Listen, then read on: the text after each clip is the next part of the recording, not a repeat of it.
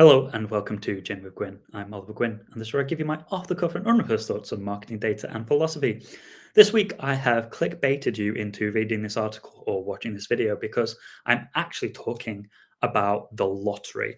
And I have with me a scratch card, and I'm going to be scratching it off during the video, and maybe I'll become a millionaire during the video. Who knows? The lottery is a really interesting thing to talk about, though. So, in Great Britain, the gambling survey found that 48% of adults had gambled in the past 4 weeks. And it's really important to think that the lottery, the national lottery I'm talking about here in the UK, is gambling. But when you take away people who had only bought lottery or charity lottery tickets, participation goes down from 48% to around 27 to 29%. In other words, a big chunk of gamblers are lottery only players. This is something that I've encountered a few times when I was working on projects for HSBC and planned loans, in which we were trying to figure out the propensity that you would pay back your loan or your mortgage or whatever it would be. And of course, one of the factors is, do you gamble? Now, naturally, most people would assume that if you gamble, you're more reckless with your money. And so it's more likely that you're not going to pay back your loan. But the vast majority of people don't consider the national lottery to be gambling in their heads, because the national lottery in the UK, it funds a lot of charitable causes, it funds films, it funds all of these things. And so a lot of people just say, if I win a large amount of money, it's a lovely dream. And if I don't, I've given to charity, basically. And that's the way that they think about it. They don't think about gambling. And so is that a bad thing? Because we don't, when we look at loans, repayments and things, we generally think that giving to charity is a good thing. And most people think that the lottery is charity. So really an interesting thing there. Roughly one third of adults bought tickets for the national lottery in a typical 4 week period, more than any other gambling causes.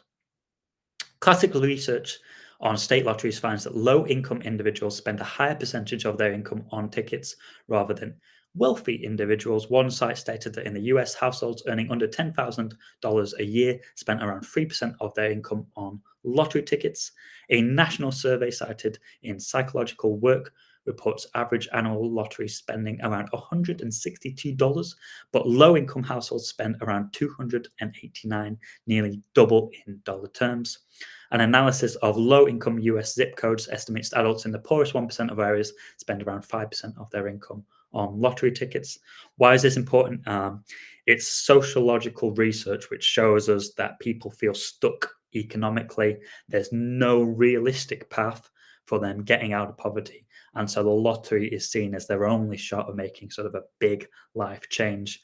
And also probably it does point to the fact that lower statistical literacy and probability weighting, so overestimating tiny odds, are more common amongst lower income groups and are strongly associated with higher lottery spending.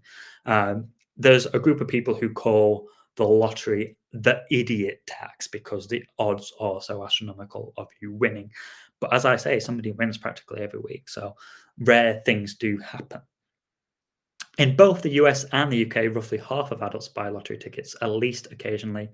One US summary notes about 49% of adults buy lottery tickets, making it one of the most common forms of paid recreation. Middle and higher income households also play. Surveys found that the majority of middle and upper income respondents have bought tickets, even if they spend less per month than poorer households. So yeah, really interesting fact that we all have that dream in our heads about suddenly coming into a large amount of money. Not particularly surprising. And of course, the most common reason that we do this is that there's always the question of, what would you spend the money on? What will you do if you win? And I wanted to find out what people do. So according to a survey of national UK lottery millionaires, the top priorities include paying off or buying a home outright, which is what I would do if I won the lottery today. Clearing existing debts and mortgages, setting up savings or investments, or helping children with housing or educational costs. Isn't that nice that the main thing that people do is boring things? I'm kind of happy about that in a way that I'm not the only one who would do sensible things. In terms of splurges, in terms of, wasting a bit of money, the survey found that the most popular purchases include new cars, home renovations, holidays, and home upgrades. And even when people won large amounts of money, it was unlikely that they would move away from their area. They just buy a bigger house close to where they are. Stories collected by outlets like Business Insider show early purchases ranging from dream holidays to gambling trips and water parks, which is interesting. The other side of winning the lottery is that we'd like to believe that it is sort of a poison chalice. There's a lot of stats that show that 70% of lottery winners go broke after winning the lottery. And this is not true. It's been proven, disproven. It was based on one research paper. And if you look into the research paper, which I did, it does not say this at all. That is not true. That people, I'm sure some people do go broke from playing the lottery, but it's not statistically true that 70% of them go broke. It's just something that we'd like to think. But these days, when you win the lottery, you're not just there given a lot of money and left to it. In the UK, they've realized that there is a big psychological impact to winning a large amount of money.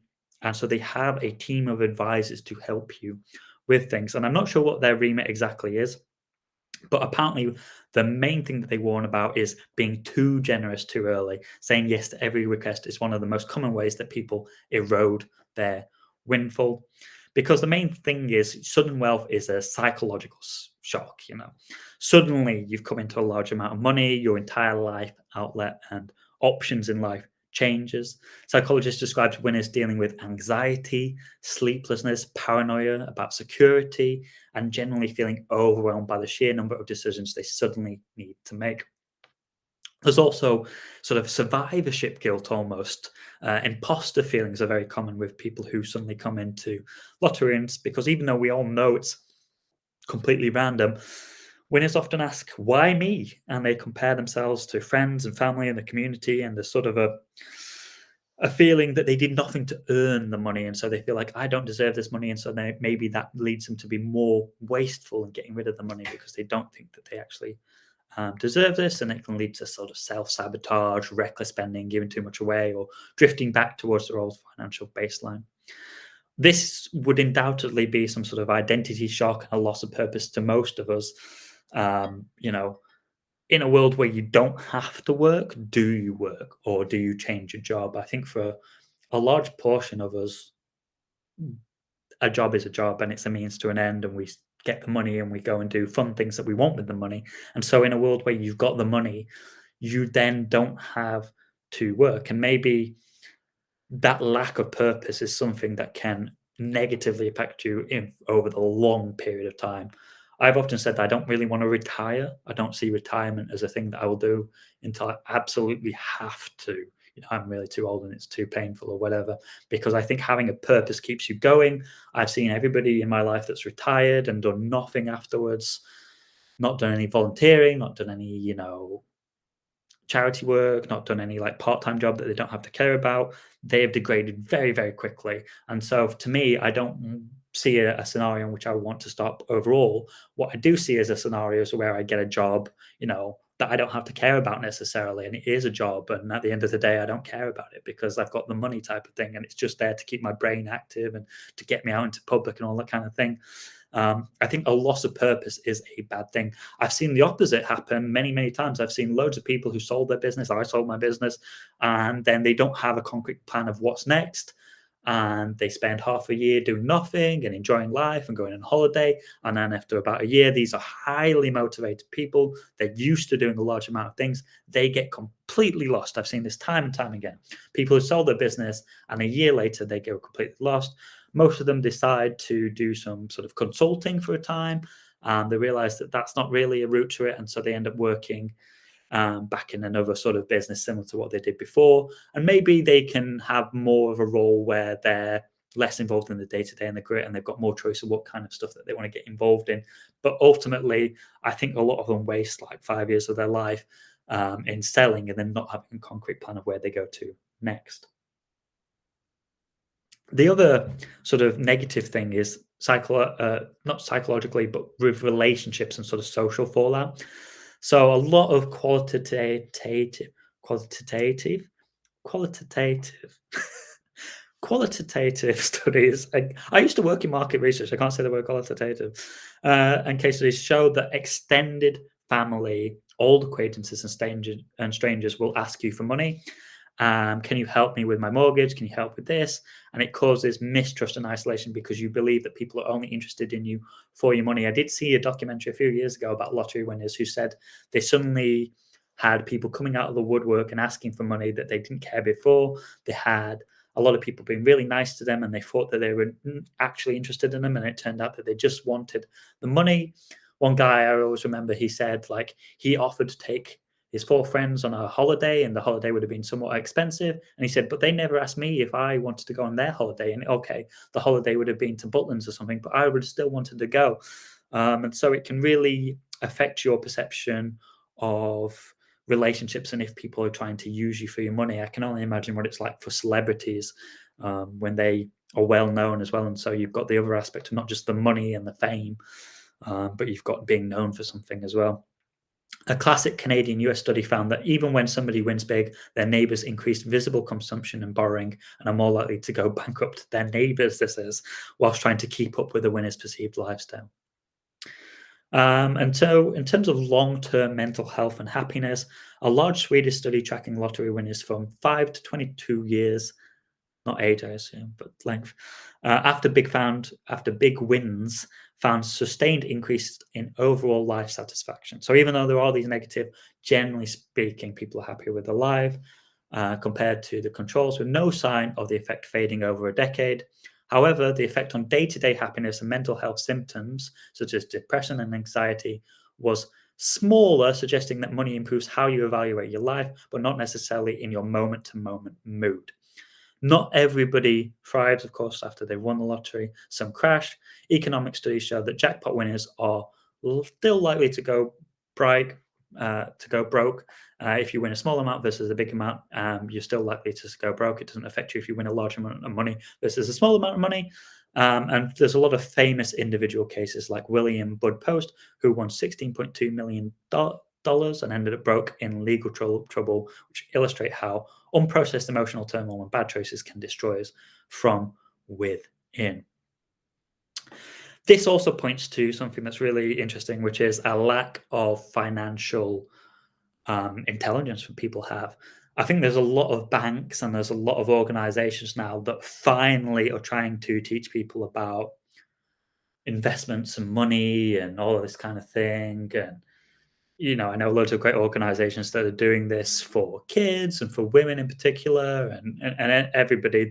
The problem is that there's not enough of them, and there's a lot of individual people who are trying to sell you a course on financial freedom and all of this bullshit. And professional advice is, of course, highly regulated and somewhat difficult to access unless you know somebody, and of course has a fee associated with it. And so the number one source that people have for financial advice is their friends and family. And so you are likely to spend money in the way that your parents do, even if that's not necessarily the right way. So concentrated risky investments such as friends' businesses, speculative schemes are quite common. Saying yes to every financial request from family or friends is quite normal. Quitting work instantly and losing routine and earning power is quite normal.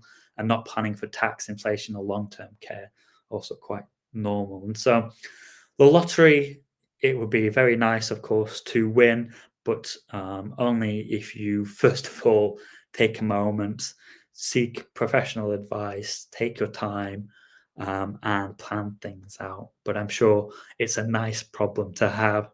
In that same documentary I mentioned earlier, somebody said, I've been sad when I was rich and I've been sad when I was poor. And it's a lot nicer to be sad when you're rich because you can go to France for the weekend. I'll leave you with the thought that more people than ever are playing the lottery right now, which suggests to us that people are feeling despondent. They're seeing the cost of living rise, they're seeing inflation rise, and they see no sustainable way of making money. And that is a dangerous time that we're living into. It is a sign of a possible recession. What would you do if you won the lottery today? Let me know in your comments below. And if I win anything from the scratchboard, maybe I'll give you something if you comment below. Maybe that's a good way of getting my engagement up there. You never know. Thanks very much for watching, and tune in next week for another Gin with Gwynne, unless I've won like 2 million quid, in which case, can't be arsed with this.